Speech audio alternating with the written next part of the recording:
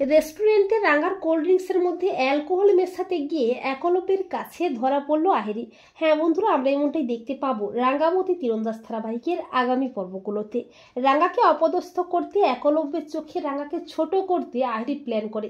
আহেরি বলে, রাঙ্গার জন্মদিনে আমার তরফ থেকে একলব্য ও রাঙ্গার জন্য একটা রেস্টুরেন্ট বুক করেছি, যাতে করে আজকের দিনে ওরা একটু নিজেদের মতো করে টাইম স্পেন্ড করতে পারে। রাঙ্গা বুঝতে পারে না আহেরির চক্রান্ত, তবে রাঙ্গা কোনো মতেই যেতে রাজি হয় না, কিন্তু একলব্য ও বাড়ির সবাই জোরাজুরি করলে রাঙ্গা রেস্টুরেন্টে যেতে রাজি হয়।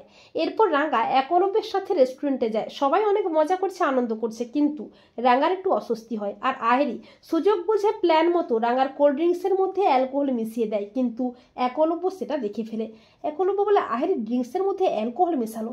এরপর যখনই ওইটার রাঙ্গাকে অ্যালকোহল মেশানো ড্রিঙ্কসটা দেবে করে, ঠিক তখনই একলব্য চলে আসে। একলব্য বলে, দাঁড়াও রাঙ্গামতি, তুমি ওই ড্রিঙ্কসটা খাবে না। তখন আহেরি এসে বলে, কেন একলব্য, রাঙা খাবে না কেন? ওটা তো ড্রিঙ্কস। আর আজকে তো রাঙার জীবনের বিশেষ দিন, ও তো একটু ড্রিঙ্কস খেতেই পারে, তাই না? ওকে খেতে দাও, নাও রাঙা খাও। একলব্য ড্রিঙ্কসটা ফেলে দিয়ে বলে, আহেরি তুমি তো অ্যালকোহল মিশিয়েছো, তাই না? আহেরি বলে, তুমি এসব কি বলছো একলব্য? একলব্য বলে, নাটক করো না আহেরি, আমি যে চোখে দেখেছি, এবারে আমি বেশ বুঝতে পেরেছি রাঙাকে অপদস্থ করাটাই তোমার আসল উদ্দেশ্য, তাই না?